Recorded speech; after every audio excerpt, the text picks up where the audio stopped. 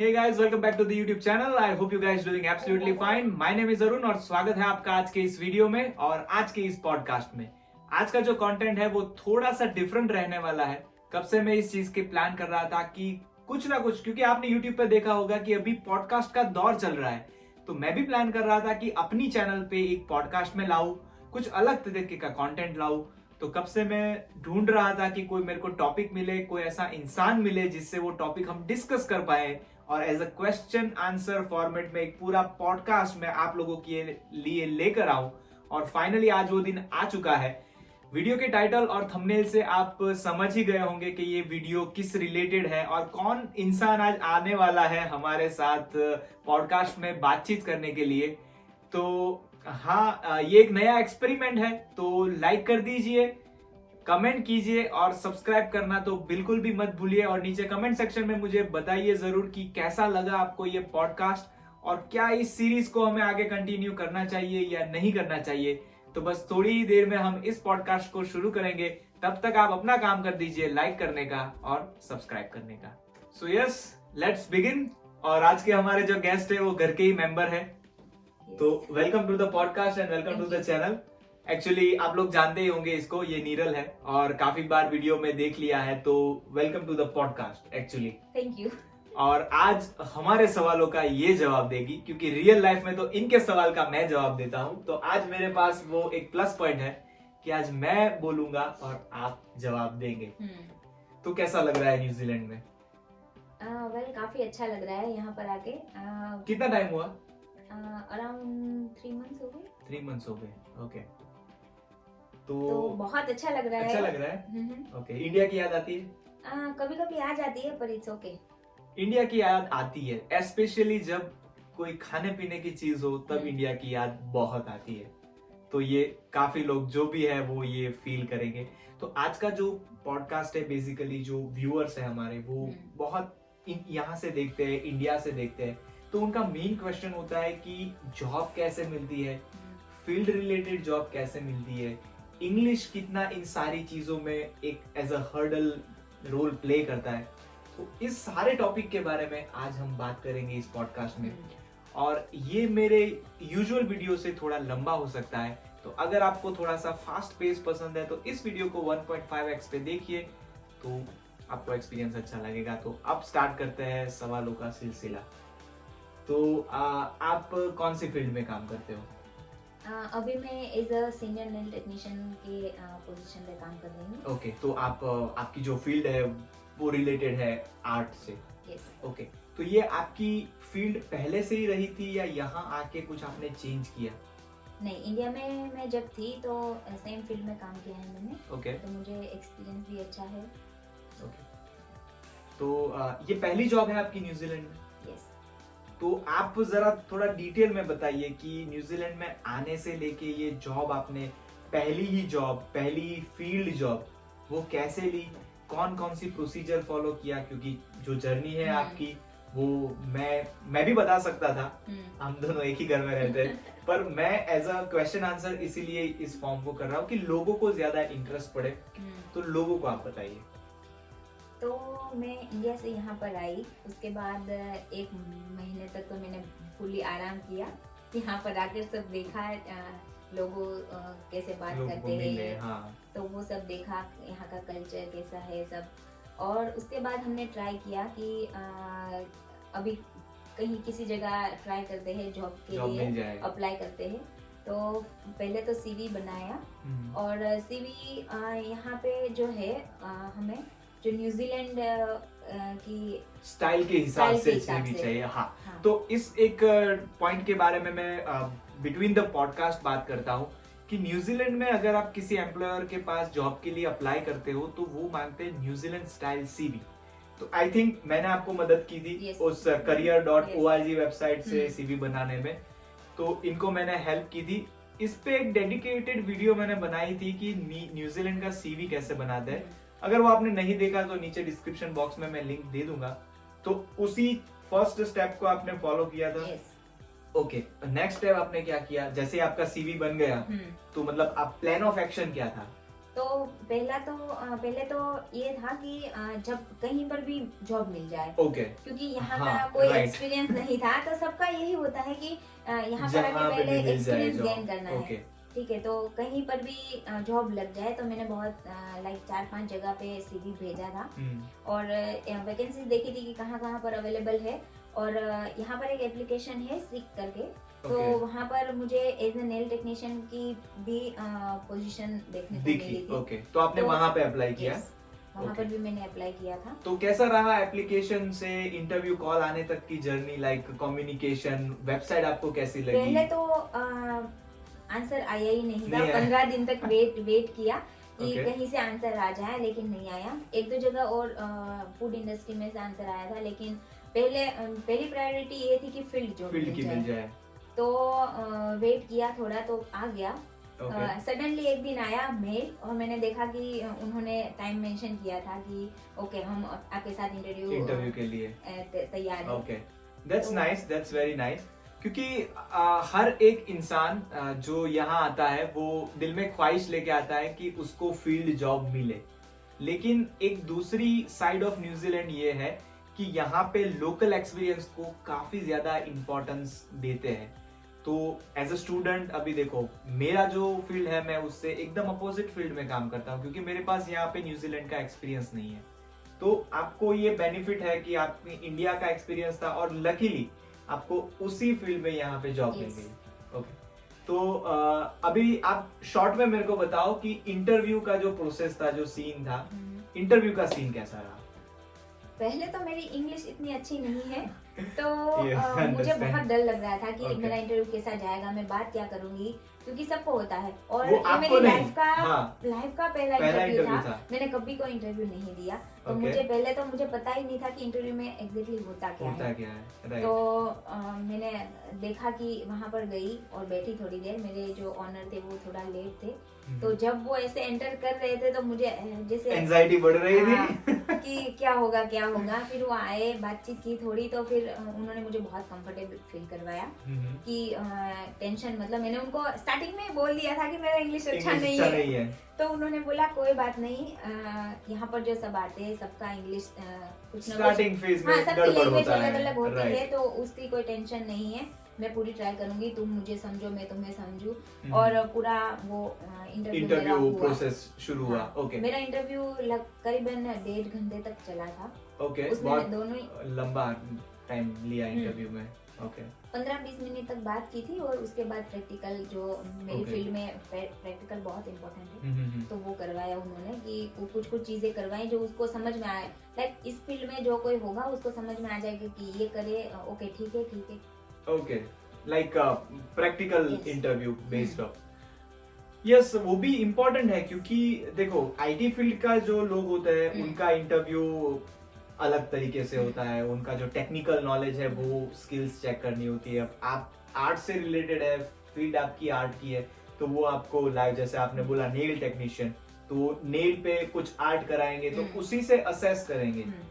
तो sort of thing ऐसी रही होगी। तो इंटरव्यू का एक्सपीरियंस आपका अच्छा रहा ओवरऑल? अच्छा रहा, मेरा भी अच्छा रहा, क्योंकि उन्होंने जो चीजें मुझे बताई थी तो वो ऑलमोस्ट मुझे आती थी। 2-3 चीजें थी कि वो जो इंडिया में नहीं चल रही यहाँ पर है। तो उसमें मैंने उनको बता दिया था कि यहाँ हमारे यहाँ वो नहीं होता था, तो ये मुझे नहीं आता। तो उनको भी मेरा काम बहुत अच्छा लगा था। तो उन्होंने बोला कि कोई बात नहीं, अभी पहले तो हम आपको आपका काम हमको बहुत अच्छा लगा है, तो हम आपको अभी वहाँ पर 3 पोस्ट है अवेलेबल, लाइक जूनियर, फिर आता है एक्सपीरियंस टेक्नीशियन, और फिर आता है सीनियर टेक्नीशियन। तो उन्होंने मुझे एक्सपीरियंस टेक्नीशियन के तौर पे रखा था। और मैंने उसी पोजीशन में मैं बहुत खुश थी कि किसी भी पोजीशन पे मुझे फील्ड की जॉब मिल गई स्टार्टिंग में, राइट। वो बहुत बड़ी बात। मैं नेक्स्ट क्वेश्चन यही पूछने वाला था कि लोग यहाँ, एज अ मेरी खुद की बात करूं तो मुझे भी एक पॉइंट ऑफ टाइम पे ऐसा लगता है कि अपनी क्या फील्ड थी और क्या हम काम कर रहे हैं, क्योंकि उसमें बहुत गैप होता है। तो सबके दिमाग में एक चीज होती है कि फील्ड की जॉब कब मिलेगी, कैसे मिलेगी। तो क्वेश्चन मेरा यही है कि पहला इंटरव्यू लाइफ का, न्यू कंट्री, न्यू लैंग्वेज, और आपने वो इंटरव्यू क्रैक किया, आपने जॉब ली, फील्ड की, तो मतलब एक्सपीरियंस कैसा, आपकी एक्साइटमेंट लेवल अच्छा कैसा लगा आपको वहाँ? बहुत बहुत अच्छा लगा था, क्योंकि मैंने कभी एक्सपेक्ट नहीं किया था कि मुझे ये जॉब मिल जाएगी। ओके। मैं रास्ते में भी मतलब हमारी बात हो रही थी कि कैसे होगा, क्या हाँ, होगा, राइट, कि मिलेगी कि नहीं, और मैं तो वहां तक प्लान करके चली थी कि अगर उन्होंने मना कर दिया तो बीच में और भी जगह इंटरव्यू में देके वैकेंसी में लग जाएंगे। तो होता है। ओके, और इससे इंटरव्यू से रिलेटेड एक और क्वेश्चन है मेरे माइंड में कि आपको इंडिया में भी एक्सपीरियंस था इस फील्ड का अच्छा खासा, तो इंडिया का काम और यहाँ का काम आप कितना डिफरेंशिएट कर पाएंगे? कुछ कुछ चीज़ों में है और कुछ कुछ चीज़ें सेम है, पर यहाँ का जो टाइम पीरियड है वो बहुत फास्ट है इंडिया की कंपैरिजन में। क्योंकि इंडिया में कोई टाइम लिमिट नहीं है, लेकिन यहाँ पर है, क्योंकि यहाँ पर कोई कोई चीजें है जो 20 मिनट्स में खत्म करनी है, कोई 1 आवर में, कोई 1.5 आवर में, राइट। तो इंडिया में वो चीज नहीं थी, तो वहाँ पर हम आराम से कुछ भी काम कर सकते थे, लेकिन यहाँ पर ऐसा नहीं है, यहाँ पर वेरी फास्ट काम करना पड़ता है। That's because कि इन टाइम करना पड़ता है, जैसे आप कंप्लीट कर रहे थे। ओके, दैट्स बिकॉज कि यहाँ के जो एम्प्लॉयर है ना वो पर आवर पे करते हैं। आप किसी भी इंडस्ट्री में हो, आप आर्ट इंडस्ट्री में हो, कोई आईटी इंडस्ट्री में है, सबका यहाँ पे पर आवर सैलरी होती है, तो उनका दिन ही पूरा ऐसा फिक्स्ड होता है। अब आप एक कस्टमर के पीछे अगर 2 घंटे लगा देंगे तो पीछे पूरा शेड्यूल होता है, पूरी सिस्टम बिगड़ जाएगी ना, तो क्योंकि आप तो पर आवर के हिसाब से पेड है वहाँ पे। बहुत पंक्चुअल होते हैं कि 9:15 का टाइम है तो वो 9:15 पे टच हो ही जाएंगे, तो हम कभी कभार लेट, लाइक अभी मेरा 2 महीने का एक्सपीरियंस हो गया, तो कभी कभार हम 5-7 मिनट लेट हो जाते हैं तो पूरा जो वो डिस्टर्ब हो जाता है, राइट। फिर वो इफेक्ट पूरे दिन पे पड़ता है ना, क्योंकि 5-5 मिनट पाइल अप होती जाती है, तो इसीलिए टाइम बहुत इम्पोर्टेंट, टाइम मैनेजमेंट। ओके, तो आप एक चीज ये भी सीख सकते हैं इस जॉब से कि आपकी फील्ड के अलावा आप कहीं पे भी जॉब करो तो एक तो आप टाइम मैनेजमेंट स्किल आपकी अच्छी होती है, कम्युनिकेशन आपका अच्छा होता है। कैसे कर लेते हैं कम्युनिकेशन? ये सवाल का जवाब जनता जानना चाहती है, हमारा पूरा घर जानना चाहता है। स्टार्टिंग में मुझे बहुत कॉम्प्लिकेटेड होता था, क्योंकि मैं समझ ही नहीं पाती थी कि क्या बोल रहे हैं। फिर धीरे धीरे अभी मैं समझने लगी हूँ कि क्या बोल रहे हैं। कभी कभार नहीं समझ में आता है तो मैं बड़े प्यार से पूछ लेती हूँ, पार्डन, तो वो बोल देते हैं, मुझे रिपीट कर देते हैं। मतलब आप यहाँ की सिस्टम में ढल चुके हैं धीरे धीरे। हाँ, तो और कभी कभार हमारा जो हमारे जो को-वर्कर है वो सारे अलग अलग कंट्री से है। कीवी 1 या 2 जने सिर्फ है जो कीवी है, बाकी सब मेरे जैसे ही है। मैं बोल सकती हूँ कि मेरे जैसे ही सब, वो इतने प्रॉपर इंग्लिश किसी को नहीं आती, तो हमारे बीच वो अंडरस्टैंडिंग हो गई है। ओके, इशारों में समझाते हो आप? नहीं, आधा सेंटेंस बोलते हैं वो पूरा समझ जाते हैं। अच्छा, वो दैट्स नाइस। और कस्टमर्स बहुत अच्छे पोलाइट होते हैं, तो वो भी अच्छे से बात कर लेते हैं, और हमें कुछ समझ में नहीं आया तो वो 2 बार 3 बार भी रिपीट करते हैं। ओके, तो मतलब कि कोलैबोरेटिव काम होता है वर्क प्लेस पे। ओके, तो ये भी चीज है, देखो आपके सामने है जिनका इंग्लिश इतना अच्छा नहीं था, एटलीस्ट नहीं है, मेरा भी नहीं है, हम सब यहाँ पे जो सीखने के फेज में, लेकिन इंग्लिश अच्छा नहीं है तो टेंशन लेने की जरूरत नहीं है। अगर आप उस पर फोकस करेंगे तो यहाँ के वर्क कल्चर में धीरे धीरे सीख जाएंगे। ओके, मेरी जब मैंने काम तो प्रॉपर काम तो मैंने 1 महीने पहले स्टार्ट किया। मेरी 1 महीना तो ट्रेनिंग ही चली थी, तो उसमें मैंने बहुत कुछ सीखा। जैसे मैं पहले बहुत स्लो थी, इंडिया में बहुत स्लोली काम किया है, तो बेसिकली हम स्लो ही होते हैं। तब मुझे समझ में इतना फास्ट काम करना है। अच्छा। क्योंकि स्टार्टिंग में बहुत प्रॉब्लम होती थी मुझे कि मैं टाइम पे कर ही नहीं पाती थी। सब बोलते थे तुम बहुत स्लो हो, सीखो और अभी काफी अच्छे से मैं कर लेती हूँ, तो अच्छी। तो ये मिसमैच कैसे हुआ? काम के वक्त काम में आप धीरे हो, घर पे तो आप फटाफट काम करते हो। वो सब टेक्निक होती है ना, कुछ चीजों में आपको जैसे आप अभी बहुत स्लो खाते हो, ठीक है, तो वो आपकी सबकी अलग अलग होती है ना, क्योंकि घर में तो सबको आपको पकड़ के रखना पड़ता है ना कि थोड़ा धीरे चलो। इंडिया का वर्क कल्चर है वो बहुत ही कोई वहाँ पर टाइम लिमिट है ही नहीं। मैं भी फ्री हूँ और सामने वाला जो कस्टमर है वो तो पूरा ही यहाँ पे वो बात आपकी सही है कि यहाँ पे जो है वो आपको अकॉर्डिंग टू द टाइम चलना पड़ता है। Okay, that's nice. तो दूसरा सवाल सॉरी, तो आई थिंक कि मेजोरिटी ऑफ द क्वेश्चंस मैंने कवर कर लिए है, लेकिन जो सबको जिस चीज की सबसे ज्यादा जानने की वो चाह होती है वो है पे रेट।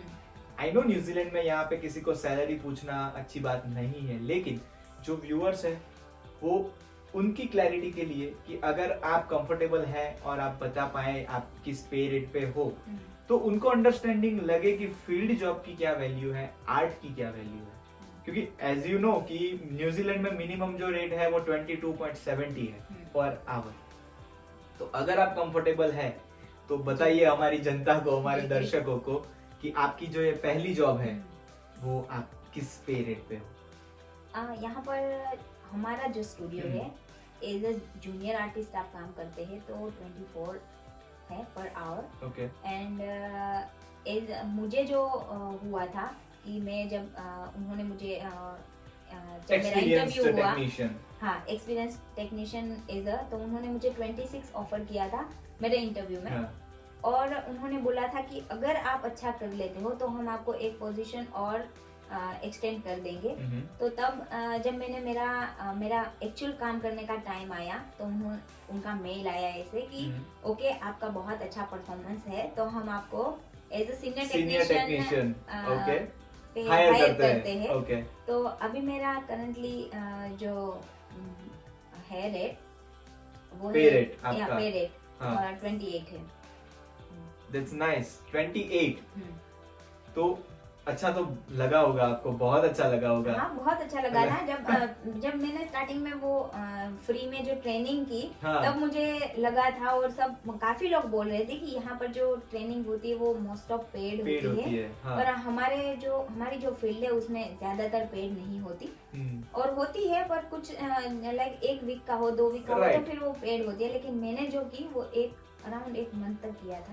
तो at the end paid of हो गया कि ओके। हाँ तो मुझे लगता था कि यार इतनी ट्रेनिंग है सबकी, सब लोग बोल रहे हैं कि यहाँ पर पेड होता है लेकिन मेरा नहीं है। पर जब मैंने 28 का जब मेल देखा तो मुझे लगा कि ओके ये मेरी चलो नहीं, नाइस, बहुत अच्छी बात है। क्योंकि जिस पे रेट पे आप हो ना अभी, अगर कोई मिनिमम से स्टार्ट करेगा तो 28 तक पहुंचते 1.5 से 2 साल लग जाएंगे।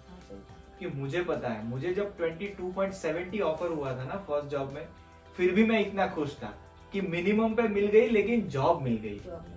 तो आपके पास तो बहुत सारे प्लस पॉइंट्स है कि आपको फील्ड की जॉब है, आपको 28 है और आपको ओपन वर्क राइट है, तो आप आवर्स की भी कोई लिमिटेशन नहीं है। तो यस देखो आपके सामने ही है जो इंसान, इसलिए मैंने ऐसा क्वेश्चन आंसर फॉर्म में रखा कि लोगों के लिए भी इंस्पायरिंग हो और जो फील आपने किया है वो अगर आपकी मुंह ज़बानी बताओ तो मैं एक्सप्लेन करूं उससे ज्यादा इम्पैक्ट पड़ेगा। तो इनका इंग्लिश अच्छा नहीं था, नए थे न्यूजीलैंड में, न्यूजीलैंड का एक्सपीरियंस नहीं था, फिर भी पहली जॉब, पहला इंटरव्यू और $28 पर आवर, तो नथिंग इज इम्पॉसिबल। कुछ ना कुछ रास्ता निकल आता है, आप में बस स्किल होनी चाहिए, सही टाइम और सही लक सब एक साथ मिलता है तो कुछ ऐसी अच्छी चीज हो जाती है। सो आई होप कि काफी सारे क्वेश्चंस के आंसर आपने दे दिए और जो हमारा पॉडकास्ट था वो ओवरऑल मैंने कवर कर लिया है आई थिंक। और हाँ, एक दूसरी अनाउंसमेंट, उसके बाद हम इस पॉडकास्ट को कंप्लीट करेंगे। और अनाउंसमेंट के बाद अगर आपको कुछ अपनी तरफ से ऐड करना है तो आप तब तक सोच सकते हो ऐड करने के लिए, तब तक मैं अनाउंस कर देता हूँ।